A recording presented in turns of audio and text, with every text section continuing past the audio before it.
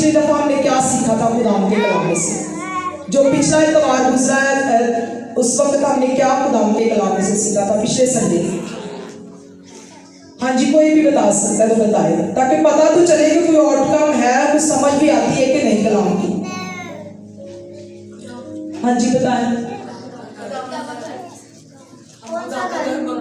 खुदा का मकदस है, बिल्कुल ठीक है। कवायद के बच्चों के लिए जोरदार तालियां हैं। हमारा टॉपिक था कौन सा घर। एक सवालिया निशान था कि खुदा कैसा घर हमसे मांगता है। तो वो हमने सीखा था कि हम ही खुदा का घर है। हमारा अंदर, हमारा ज़मीर, हमारा दिल यही खुदा का घर है। और खुदा कहता है इसी को संभालो, मैं इसमें आना चाहता हूँ, रहना चाहता हूँ। ये बात हमने सीखी।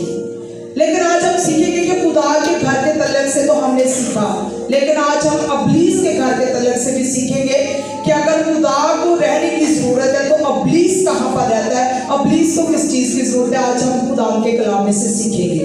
थोड़ा सा इससे पहले कि हम खुदा के कलाम में से सीखे, थोड़ा सा इस बात का तारुफ करवाना चाहती हूँ कि अबलीस है कौन। क्योंकि आज तक अगर हम सुनते आए हैं, सुन रहे हैं, हालांकि मैं पिछले साल में भी ये टॉपिक जो काफी हद तक कवर करवाया, लेकिन फिर मैं इसको दोबारा रिपीट करने लगी। क्या आज हम सीखेंगे कि अबलीस आया कहां से और वो है कौन। क्योंकि किसी भी चीज को सीखने से पहले उसका थोड़ा सा बायोडेटा हमें पता होना चाहिए कि वो कौन है। आज हमें सीखना है कि अबलीस कौन है। तो खुदा के कलाम में से हम देखेंगे, मेरे साथ निकाले यशायाह नबी की किताब, यशायाह नबी की किताब, उसका 14 बाब, उसकी 12 आयत से लेके 14 आयत तक। 2 आयत को बड़ी तवज्जो के साथ सुनेंगे।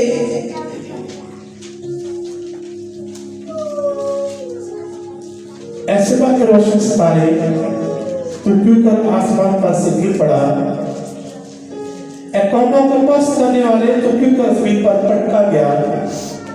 तो अपने दिल में कहता था कि मैं आसमान पर चढ़ जाऊंगा, मैं अपने तख्त को खुदा की सितारों से भी ऊंचा करूंगा और मैं शुमारी अतराक में जमायत के पहाड़ पर बैठूंगा। मैं बादलों से भी ऊपर चढ़ जाऊंगा, मैं खुदा तआला की मानी दूंगा। आमीन। खुदा के पढ़े और सुने जाने पर खुदा की बरकत। कितनों को समझ आई? यहाँ पर एक खाका दिया गया है, एक खाका जो है वो जाहिर कर रहा है इस शेर को कि अबलीस कौन है, कहां से आया है। खुदा का जब तख्त लगता था तो वहां पर एक ऐसा फरिश्ता था जो खुदा की परस्तिश करता था, और वो परस्तिश में खुदा की हजूरी में खुदा के सामने रहता था और हमेशा खुदा की वर्शिप करता था, और उसका नाम था लूसीफर। लेकिन एक वक्त आया कि लूसीफर के दिल में घमंड समा गया और उसने ये सोचा कि मैं खुदा के तख्त से बढ़कर अपना तख्त लगाऊंगा। और वो अकेला नहीं था, उसके साथ और भी बहुत सारे फरिश्ते थे जो खुदा की वहां पर परस्तिश करते थे। उसने उन फरिश्तों को भी साथ मिला लिया और उन सब ने एका कर लिया और वो सरदार बन गया इस बात का। क्योंकि गुरूर घमंड जो है वो इंसान को हमेशा ऊपर की तरफ और देखने को कहता है, और उसके दिल में ये घमंड समाया था कि मैं अपना तख्त जो है वो खुदा के तख्त से ऊंचा बनाऊंगा, लगाऊंगा। और उसने ये सोचा कि क्यों ना हो कि मेरा तख्त जो है वो खुदा से बड़ा हो। वो इसी गुरूर घमंड के अंदर जो है अपने आप को ले आया और उसके साथ बहुत सारे फरिश्ते भी मिल गए। हालांकि उसको एक लक़ब दिया गया था सुबह का रोशन सितारा। उसके लक़ब बहुत सारे हैं, अगर आप मुकाशफा में चले जाएं बहुत सारे आपको बाइबल में इसके लक़ब मिलेंगे कि इसको इतनी खूबसूरती से पुकारा जाता था क्योंकि यह हर वक्त खुदा की वर्शिप करता था, खुदा की परस्तिश करता था, खुदा के हुजूर रहता था, खुदा के तख्त के सामने रहता था। लेकिन जैसे इसके दिल के अंदर ये घमंड समा गया कि मैंने अपना तख्त जो है वो खुदा के तख्त से ऊपर लगाना है, खुदा से अपने आप को बड़ा करना है, तो ये गुरूर और घमंड में आ गया। जैसे ये गुरूर और घमंड में आया तो खुदा का कलाम कहता है कि खुदा ने इसे कूड़े गिट्ट पर फेंक दिया। कहां सुबह का रोशन सितारा, कहां खुदा की हुजूरी में रहने वाला, कहां खुदा के तख्त के सामने रहने वाला, खुदा की प्रस्तश करने वाला। बहुत सारे फरिश्ते इसके साथ खड़े रहते थे, लेकिन एक वक्त आया कि जब ये जमीन पर गिराया गया तो इसकी औकात क्या थी कि ये जैसा कूड़ा क्रिकेट होता है, इस तरह से खुदा ने इसको जमीन पर फेंक दिया। क्योंकि यहां पर खुदा का कलाम वाज़ है, ये बातें कह रहा है। जब इसको जमीन पर फेंका गया तो ये अकेला नहीं फेंका गया, बल्कि जो फरिश्ते इसके साथ खड़े हुए थे कि हम भी तेरे साथ है, जिनको इसने साथ मिला लिया था, वो 1/3 फरिश्ते थे जो जमीन पर गिरा दिए गए। अब लूसीफर के साथ 1/3 फरिश्ते जब गिरे तो ये एक फौज बन गई जो खुदा के साथ सीरियन जंग में सामने आ गई। वहां पर भी गुरूर तकब्बुर था, वहां पर भी खुदा के खिलाफ था, जमीन पर गिराया गया तो आज भी खुदा के खिलाफ ही है। और यही इब्लीस है। आज हमारा टॉपिक है कि बदरूहों के लिए जगह है। उस दिन हमने सीखा था कौन सा घर खुदा कौन सा घर मांगता है। आज हम सीख रहे हैं कि बदरूहों को रहने के लिए कौन सी जगह चाहिए। अगर वो गिराई गई है, अगर ये शैतानी कूदते हैं, अगर ये जमीन पर रहती हैं, तो इनको भी रहने के लिए जगह चाहिए। और इनके लिए कौन सी जगह है जहां ये रहती हैं। हमने सीखा कि हमारा दिल, हमारा ज़मीर जो है, ये खुदा का मक़दस है, खुदा का घर है। लेकिन इब्लीस को काम करने के लिए इंसान के जिस्म की जरूरत है। उसको रहने के लिए, काम करने के लिए इब्लीस अकेला काम नहीं कर सकता। ये बात अपने ज़हन में डालनी है कि इब्लीस अकेला काम नहीं कर सकता।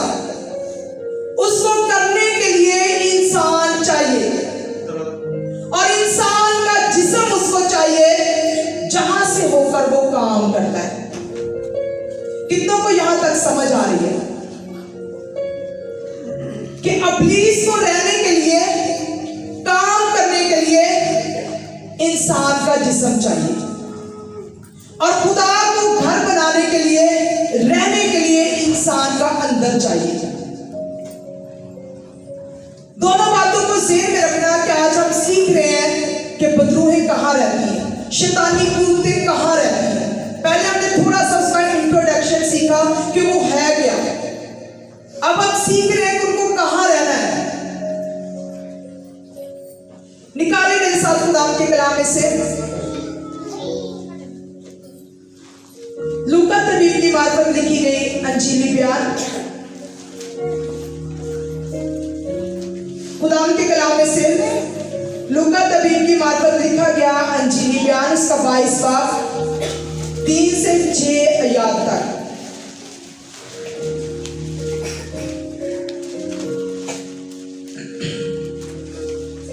बड़ी तवज्जो के साथ खुदा के कलाम को सुने। और शैतान यहूदा में समाया जो अस्करियती कहलाता है और 12 में शुमार किया जाता था। उसने जाकर सरदार काहनों और सिपाहियों के सरदारों से मशवरा किया कि उसको किस तरह उनके हवाला करे, और वो खुश हुए और उससे रुपये देने का इकरार किया।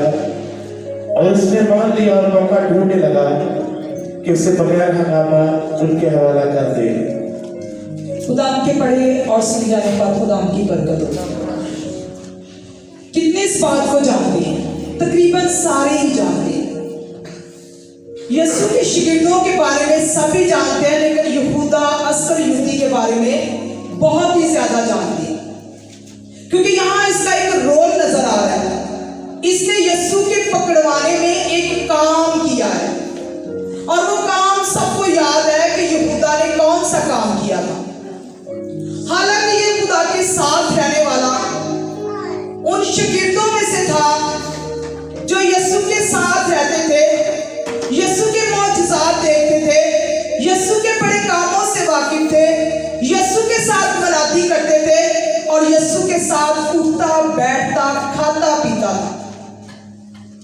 उसके बावजूद अगर हम इसका थोड़ा सा बैकग्राउंड देखें तो आपको एक औरत की वहां पर कहानी मिलेगी जिसने यीशु के दफन की तैयारी पहले से की और कीमती अतर जो है वो यीशु के पांव पर डाला।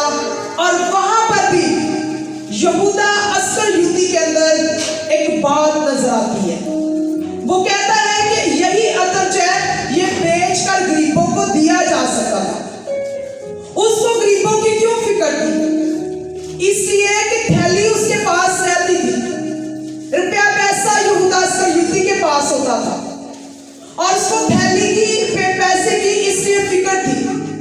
हमें ये बैकग्राउंड थोड़ा सा इस बात को वाज़िया कर रहा है कि यहूदा अस्करियोती उसी वक्त ही नहीं इस्तेमाल हुआ, बल्कि ये पहले से इसके अंदर लालच समा चुका था। और जैसे यीशु को पकड़ने का वक्त आया तो बाकी शिगिर्द इस्तेमाल क्यों नहीं हुए? यही शिगिर्द क्यों इस्तेमाल हुआ? क्योंकि उसके अंदर ऑलरेडी एक लालच की बदबू काम कर रही थी। मैंने पहले बताया कि खुदा को रहने के लिए आपका दिल चाहिए और इब्लीस को काम करने के लिए आपका जिस्म चाहिए। और ऐसा ही हुआ। खुदा का कलाम कहता है कि यहूदा अस्करियोती में शैतान समा गया। शैतान को रहने के लिए, बदरूहों को रहने के लिए आपके जिस्म की जरूरत है और वो आपके जिस्म में बसेरा करती है। कब करती है? अब ये हैरानगी वाली बात है कि खुदा तो कहता है कि ये मेरा मकदस है, लेकिन बदरूहें इसमें कैसे रह सकती हैं? अगर हम देखें अय्यूब की किताब में तो जब उसके बेटे और बेटियां इकट्ठे थे तो वहां पर भी शैतान मौजूद हुआ। क्या वो खुदा के मानने वाले नहीं थे? क्या वो खुदा से प्यार करने वाले नहीं थे? सब कुछ था, लेकिन खुदा की आजमाइश करने के लिए यीशु की इब्लीस वहां पर भी चला गया। इब्लीस अय्यूब के बच्चों के पास भी चला गया। आप भी उसके अंदर वही गुरूर और घमंड समाया है और वो खुदा से यही बात करता है कि मैं चलता फिरता घूमता फिरता सैर करता हुआ आया। यहां पर इंसान के जिस्म की उसको इसलिए जरूरत है कि वो खुद से काम नहीं कर सकता। जब भी वो करेगा इंसान में से होकर करेगा। यहूदा अस्करियोती एक शागिर्द था, लेकिन जब शैतान समा गया तो उसने वही काम किया जो शैतान ने चाहा और उसने यीशु को जो है वो बेच डाला।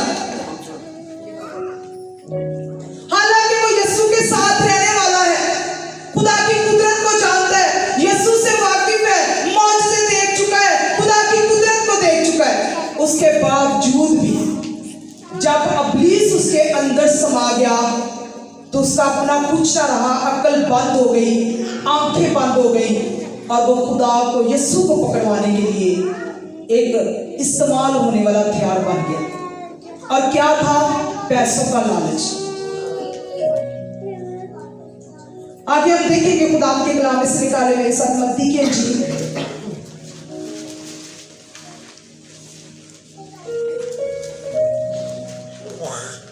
मत्ती की इंजील उसका 12 बाब 43 से 45 आयत तक, 43 से 45 तक।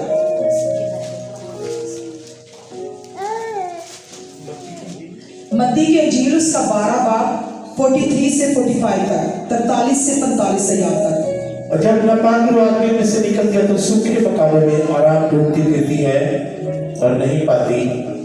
तब कहती है, मैं अपने घर उस घर में फिर जाऊंगी जिससे निकली थी, और आकर उसे खाली और झड़ा हुआ और आरास्ता पाती है।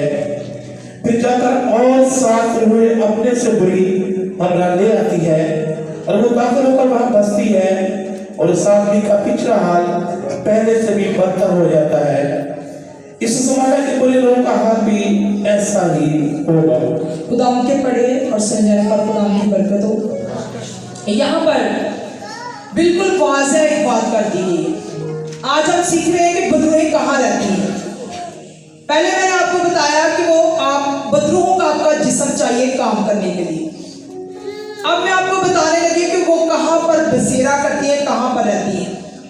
यहां पर लिखा है जब नापाक रूह आदमी में से निकलती है तो सूखे मकानों में आराम ढूंढती फिरती है और नहीं पाती। तब कहती है मैं अपने उस घर में फिर जाऊंगी जिससे निकली थी, और आकर उसे खाली और झड़ा हुआ और अरास्ता पाती है। फिर जाकर और 7 रूहें अपने से बुरी हमरा ले आती है और वो दाखिल होकर वहां बसती है। उस आदमी का पिछला हाल पहले से भी बदतर हो जाता है। इस जमाना के बुरे लोगों का हाल भी ऐसा ही होगा। कितनों को समझ आई इस बात की कि जब किसी में से नापाक रूह निकल जाती है तो वो 7 दिन के बाद जब आवारा फिरती है, उसको आराम नहीं मिलता, तो क्या सोचती कि मैं वापस उसी जगह पर जाऊंगी जहां से मैं निकाली गई, क्योंकि वो रहने के लिए जगह ढूंढती है। और जब आराम नहीं पाती तो सोचती है कि मैं वापस उसी जिंदगी में जाऊंगी जहां से मैं निकाली गई थी। आज कितने लोगों का ये सवाल है कि हम ठीक हो जाते हैं, फिर थोड़े महीनों के बाद वो प्रॉब्लम दोबारा आती है। वो क्यों वापस आती है? आज इस सवाल का जवाब भी हमें यहां पर मिलेगा कि जब नापाक रूह निकल गई, चली गई, आवारा फिरी, घूमी, जब जगह नहीं मिली तो फिर दिल में ख्याल आया कि वापस उसी जिंदगी में जाऊं जहां से मैं निकाली गई थी। इसका मतलब है कि बदरूहें भी जिंदगी के अंदर बसेरा करती हैं। बदरूहें जो है वो जिंदगियों के अंदर रहती है। इब्लीस जो है वो जिस्म को इस्तेमाल करके काम करता है। आज मैं सीख रही थी तो मेरे दिल में ये बात आ रही थी कि जब लूसीफर को रोशन सितारा कहा गया, इसको बड़े बड़े लक़ब दिए गए, इसको इज्जत दी गई और ये खुदा के करीब रहने वाला था। लेकिन एक वक्त आया कि जब ये जमीन पर फेंका गया तो इसके दिल में ये हसरत समा गया कि अगर मेरा ग्लोरी का ये लिबास मेरे तन से उतरा है तो मैं अभी इंसान के तन से लिबास को उतार दूंगा। और इसने क्या किया? आदम और हवा के साथ ऐसा ही किया। और इब्लीस जो है ये मुख्तलिफ तरीके से अटैक करता है। ये ऐसी जिंदगियों की तलाश करता है जो खाली है। ये ऐसी जगहों की तलाश करता है जो सूखी पड़ी हुई है। ये ऐसे घरों की तलाश करता है जो वीरान पड़े हुए हैं, जहां पर कोई मसबा नहीं लगता, जहां पर इबादत नहीं की जाती, जहां पर खुदा को याद नहीं किया जाता। सालों के बाद क्रिसमस आया तो हम चर्च चले जाते हैं, लेकिन खुदा का कलाम कहता है कि जब वो वापस आती है तो फिर अकेली नहीं आती, बल्कि अपने से बुरी 7 और अपने साथ लेकर आती है। आज इब्लीस जो है वो हमारी जिंदगियों में से होकर काम कर रहा है। किसी को बीमारी की शक्ल में तंग कर रहा है, किसी को गरीबी की शक्ल में तंग कर रहा है, किसी को हसद, गुस्से, तफरके, नफरत, नशाबाजी, कोई भी ऐसी लानत जो हमें जिंदगी में हमारे साथ जुड़ी हुई है, ये इब्लीस की वो बदरूहें हैं, वो करीबी हैं जो हमारे जिस्म में से होकर काम कर रहे हैं। क्यों ऐसा होता है? क्योंकि हमारे घर सूखे पड़े थे, हमारी जिंदगियां वीरान पड़ी हुई हैं, इसमें कोई बसता नहीं है। अगर इसमें पहले से कोई बस रहा हो तो वो इसको जगह ना दे, लेकिन खाली होने की वजह से वो वहीं पर आकर बसेरा करती है।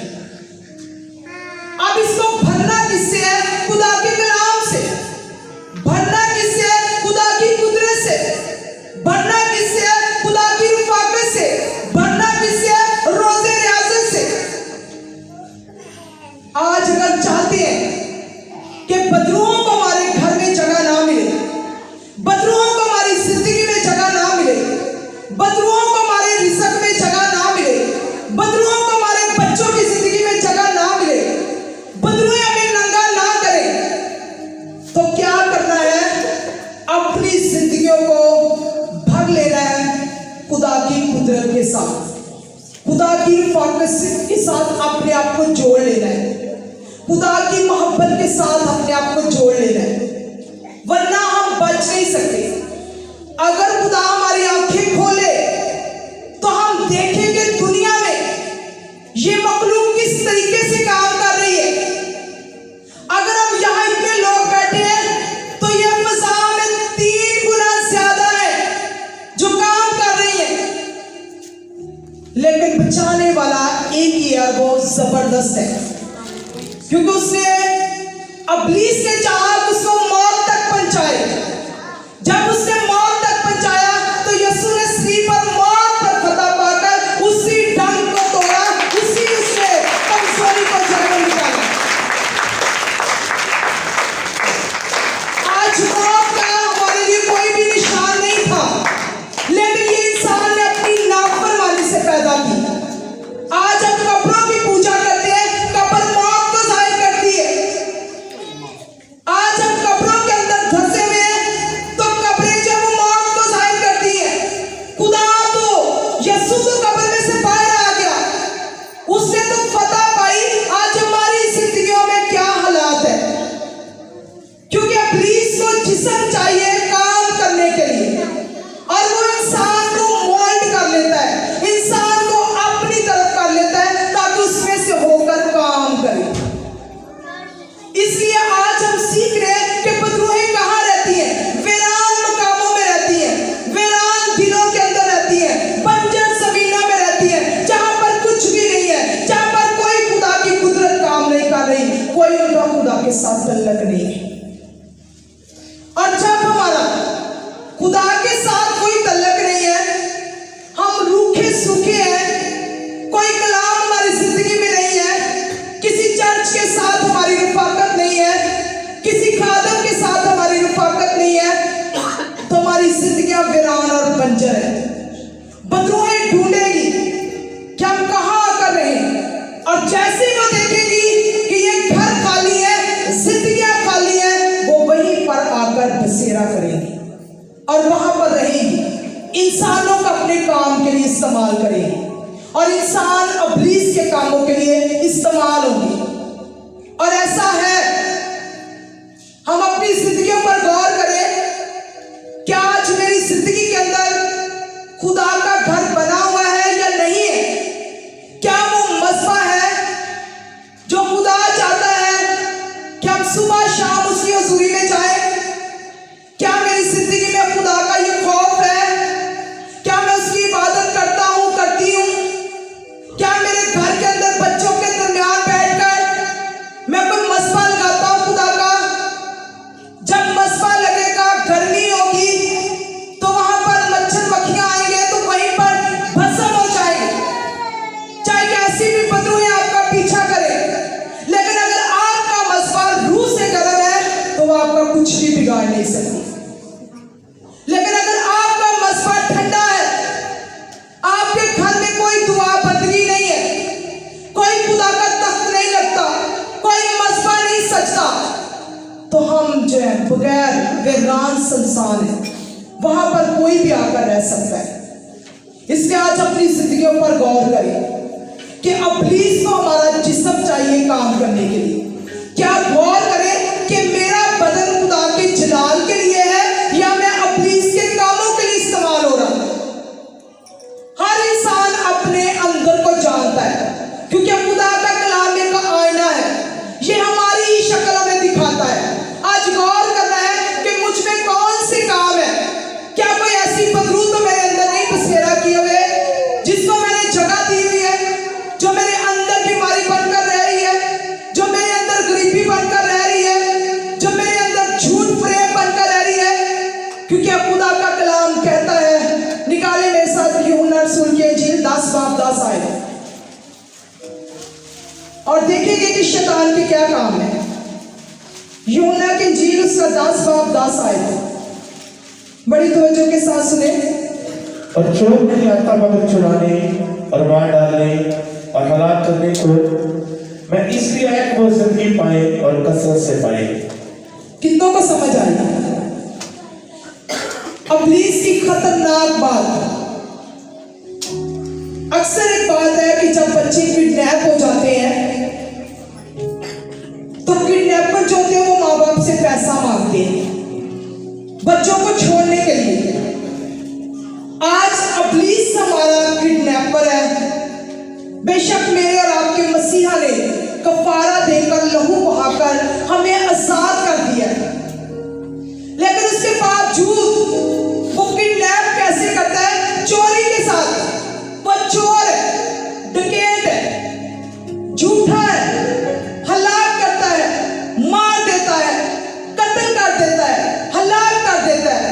और इब्लीस के ये काम जो है, ये आज गौर करें कि ये उन सूखे मुकामों में होते हैं, सूखी और वीरान जिंदगियों के अंदर होते हैं जहां खुदा नहीं है। जहां खुदा नहीं है वहां पर ये काम करता है। खुदा के लोगों को गुमराह करता है, किडनैप करता है, चोरी करता है, झूठ बोलता है। ये झूठों का बाप है। इसलिए आज हम सीख रहे हैं कि इब्लीस के काम जो है वो हमारे जिस्म में से होकर होते हैं। हमने सीखना है कि हमारा जिस्म जो है उसे अपने कंट्रोल में करना है, ताकि कोई भी ऐसा मौका इब्लीस को ना दे जिससे वो हमारे जिस्म पर हमला करे। अब वो मौका यही है कि खुदा के साथ जुड़े रहें, खुदा की इबादत करें, खुदा के घर में जाएं, खुदा के कलाम के साथ वाबस्ता हो जाएं। यही चीजें हैं जो हमें इब्लीस के हाथों से बचा सकती हैं, वरना वो वहां तक ले जाएगा कि आपको हलाक कर डालेगा।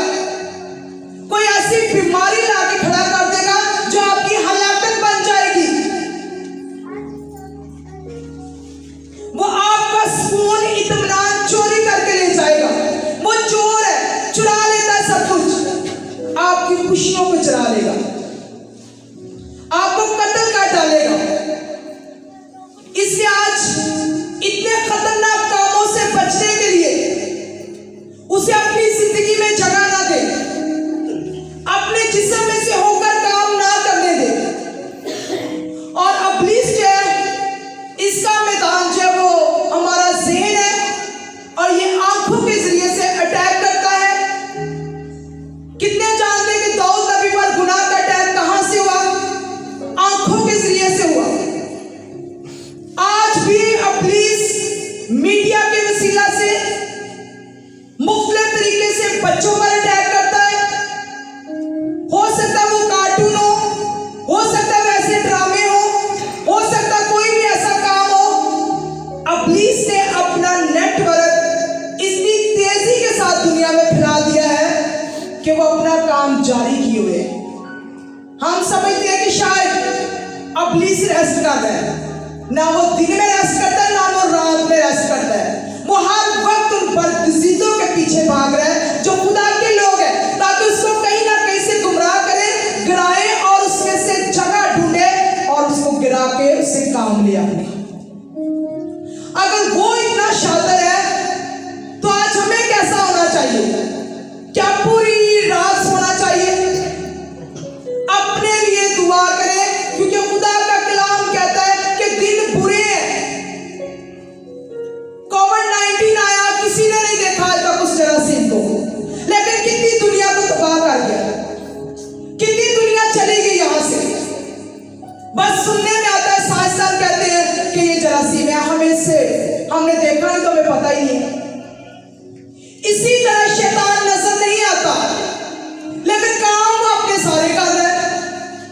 हलाक भी कर रहा है, चोरियां भी कर रहा है, कत्ल भी कर रहा है, झूठ भी बुलवा रहा है, लालच भी पैदा कर रहा है, और सारे घिनौने और गंदे काम कर रहा है। नजर कुछ भी नहीं आ रहा। आज गौर ये करना है कि ये नजर नहीं आएगा, लेकिन काम कहां से होंगे? इंसान के जिस्म में से। ये बदरूहें बीमारी बनकर समाएंगी इंसान के अंदर, ये बदरूहें झूठ बनकर रहेंगी इंसान के अंदर, लड़ाई बनकर रहेंगी इंसान के अंदर, गंदी जुबान बनकर, गाली गलौज बनकर रहेंगी इंसान के अंदर।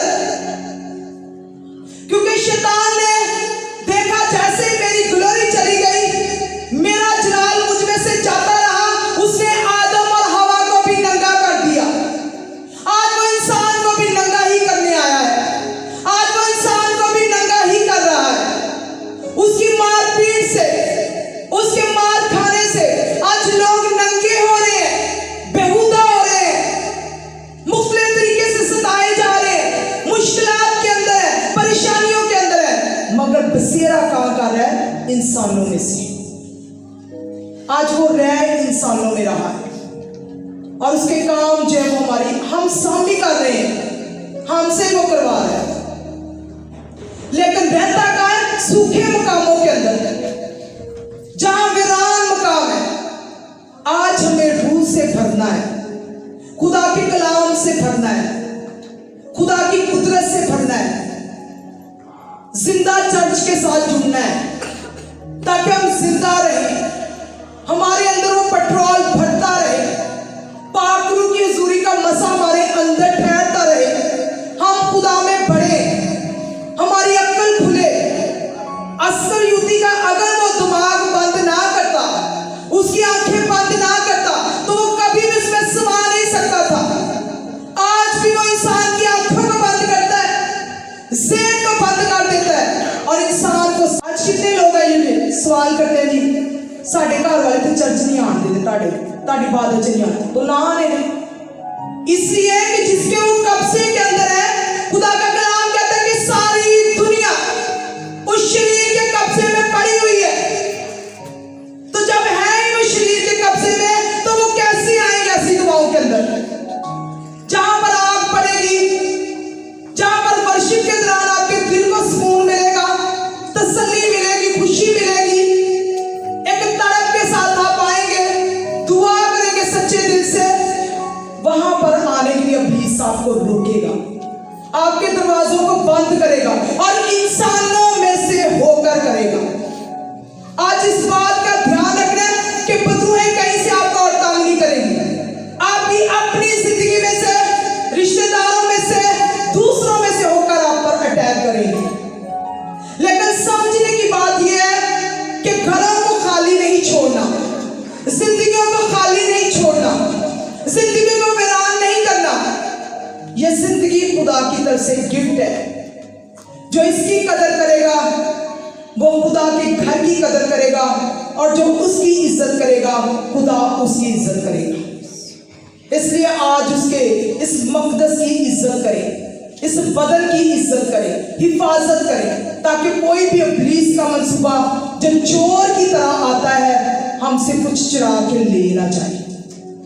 बहुत सारे लोग हैं पूरी रात सोते हैं डट के, सुबह उन्हें जादू हो जाता है, क्योंकि जब सारी रात रेस्ट की है, इब्लीस हर वक्त जागता है, हर वक्त वो इसी तांग में रहता है कि मैं कैसे उसको मारूं।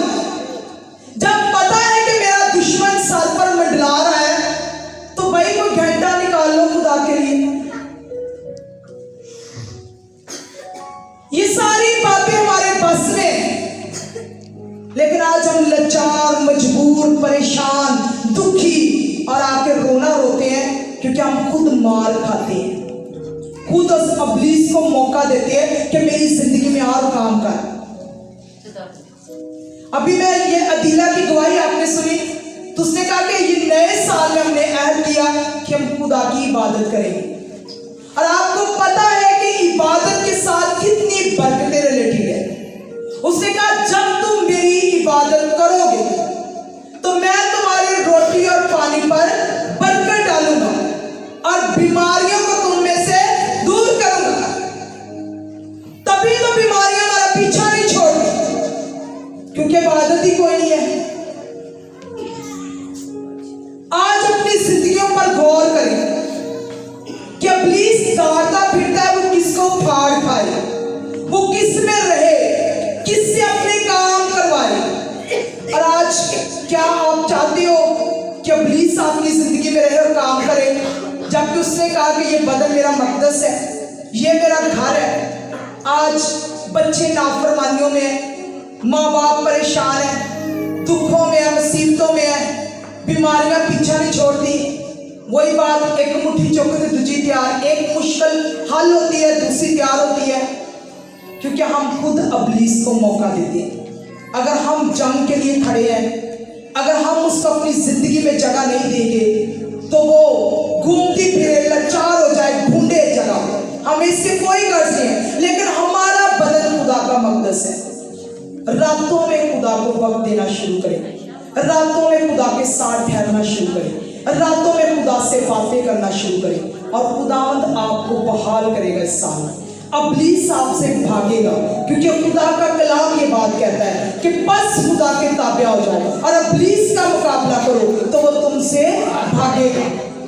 लेकिन भागेगा कब? जब हम खुदा के ताबिया होंगे।